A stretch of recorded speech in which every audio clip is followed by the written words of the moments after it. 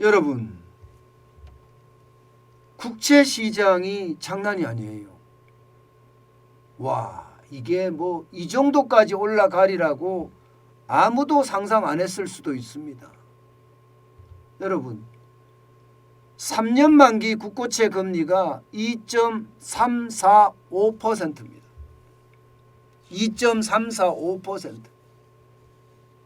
일반적으로 말입니다. 일반적으로 3년 만기 국고채 금리는 이게 시장 금리에 엄청나게 영향을 주거든요. 이러면 시장 금리도 엄청 올라간다는 뜻이 돼요.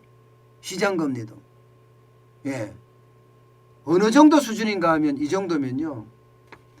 2014년 9월 23일 그때가 2.350이었습니다. 예. 7년 전입니다. 7년 전. 7년 전보다 지금 높다는 거예요. 7년 전보다 높다. 7년 5개월 만에 최고치를 지금 기록하고 있습니다. 이것이 시장에 지금 엄청 영향을 미친다는 거예요. 왜 이렇게 지금 채권 금리, 국고채는요. 채권 중에서도 가장 금리가 낮아요. 예. 오히려 여기에 비하면 은행채권은 더 높죠. 은행채보다 더 높은 건 회사채입니다. 회사채. 카드채도 높고요. 그런데 국고채 금리가 올라가면 뭐 은행채든 회사채든 다 금리가 올라갑니다. 특히 은행채 금리가 올라가게 되면 이게 대출금리에 그대로 반영이 되거든요. 대출금리. 그래서 제가 무조건 금리 폭등이라고 한 거예요. 예. 왜냐하면 미국의 금리 인상과 맞물려서 우리도 금리 인상을 해야 되는데 지금부터 벌써 들썩거리면 금리가 굉장히 빠른 속도로 우리가 생각했던 것보다가 더 빠른 속도로 지금 올라갈 수 있다는 이야기가 되잖아요. 그럼 왜 이렇게 올라갈까요? 왜 이렇게 올라갈까요? 이게 바로 정치권이 돈을 풀겠다. 추경을 35조 한다, 50조 한다 이렇게 난리를 치니까 정부 입장에서는 어떤 식이든 홍남기 경제부총리는 막고 있어요. 그렇지만 이게 만약에 지금 현재 14조의 1차 추경 정부안이 뭐 35조가 되거나 40조가 되거나 50조가 됐을 때는 적자국채를 엄청 발행을 해야 됩니다. 적자국채를. 국채잖아요. 그죠? 국채를 많이 발행하게 되면 공급 물량이 많아지겠죠. 공급 물량이 많아지면 지표의 가격은 떨어지고 할인해 줘야 되니까 금리는 올라갑니다. 그래서 금리가 지금 올라가고 있는 거예요. 그래서 금리가 일제히 올라간다고 이야기할 수 있습니다. 일제히. 심지어 말입니다. 여러분. 이게 3년 만기 국고채 금리는 7년 5개월 만에 최고지만 다른 금리들도요. 국고채 금리가 연중 최고치예요. 10년 만기 국고채 금리도 2.749예요. 7490. 굉장히 많이 올라갔죠. 10년 만기 국고채 금리도. 굉장히 많이 올라갔습니다. 이것뿐만이 아닙니다. 국고채 1년 물짜리도 1475입니다. 1475%. 이것도 연중 최고치고요. 2년 물도요. 2.151입니다. 151. 이것도 연중 최고치입니다. 5년 물도 2.564%입니다. 이것도 연중 최고치입니다. 뭐 20년 물, 30년 물 전부 다 연중 최고치예요. 그야말로 국채 시장의 쇼크라고 제가 이야기를 했는데 쇼크가 맞습니다. 죄다 오르니까. 이게 길이에 상관없이 다 오르잖아요. 그러니까 굉장히 충격적인 지표가 될 수밖에 없다는 이야기입니다. 그만큼 말입니다. 적자 국채 발행에 대한 위험성 굉장히 큽니다. 여기에다가 말입니다. 미국의 소비자 물가 상승률 이것도 지금 시장에 적극적으로 반영이 되고 있어요. 40년 만에 최고치라고 이야기할 정도로 1월에 7.5%까지 올라갔거든요. 그럼 7.5%가 올라가면 미국의 긴축이 빨라질 거다. 긴축이 빨라지면 금리를 빨리 올릴 거고 한국은행은 거기에 등 떠밀려서 계속 금리를 올려야 된다. 여기에 대한 두려움이 채권 시장에 그대로 반영이 됐다고 이야기할 수가 있을 정도입니다. 게다가 더 심각한 것은요. 3월에 미국의 어떤 금리 인상이 빅스텝 0.5%를 올린다고 합니다.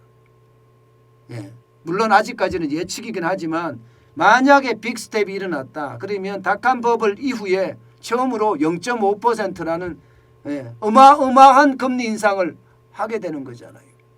그렇게 되면 우리는요. 그에 따라서 금리를 계속 올릴 수밖에 없습니다. 계속 올릴 수밖에. 실제로 말입니다. 예, 미국에서는요. 이게 결국은 금리를 많이 올릴 수밖에 없겠구나. 이렇게 지금 나옵니다. 예, 웬만한 월가의 어떤 경제 관련된 단체, 투자기관 등등에서는요. 미국의 금리 굉장히 빠르게 올릴 거라고 예상하고 있어요.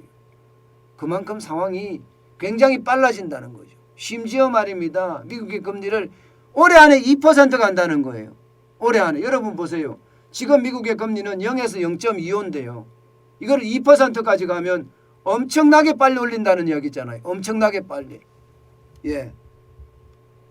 엄청나게 빨리. 그럼 7번 올린다는 거예요. 7번. 7번 올린다는 거예요. 그럼 우리는 얼마나 올릴까요? 만약에 미국이 말입니다. 예. 지금 7번을 올리면 적어도 대한민국은 6번은 올려야 될 거 아니에요. 적어도. 7번 올리면 우리는 6번은 올려야 됩니다. 만약에 6번을 올린다고 했을 때 이게 4번이면 1%가 올라가는 거고 2번이면 0.5%가 올라가는 거잖아요. 그러면 1.5%가 더 올라갑니다. 1.5%가. 지금 우리 기준금리가 1.25%입니다. 여기에 1.5%면 2.75까지도 올라간다는 이야기. 2.75. 물론 단순한 산술 계산이에요. 경제 상황에 따라서 굉장히 달라질 수가 있기 때문에 이렇게 단정하기는 어렵습니다. 그러나 이게 2.75%까지 우리 기준금리가 올라가면 여러분 대출금리는 폭탄이에요. 폭탄. 엄청난 폭탄이 될 수밖에 없습니다.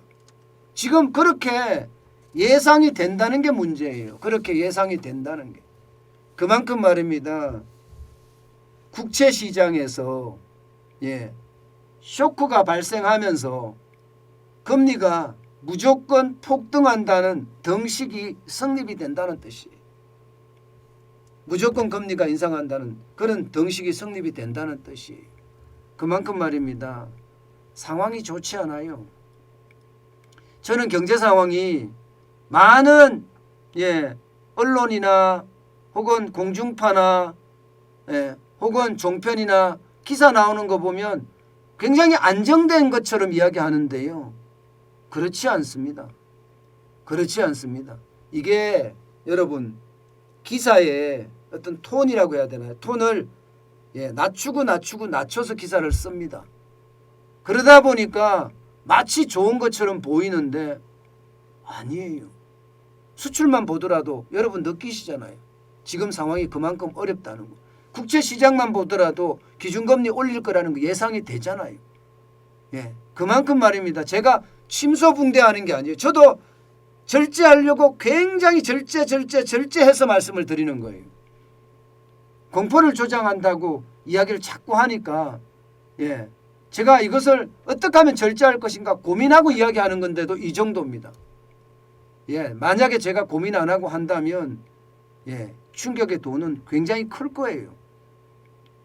진짜 클 거예요. 그만큼 말입니다.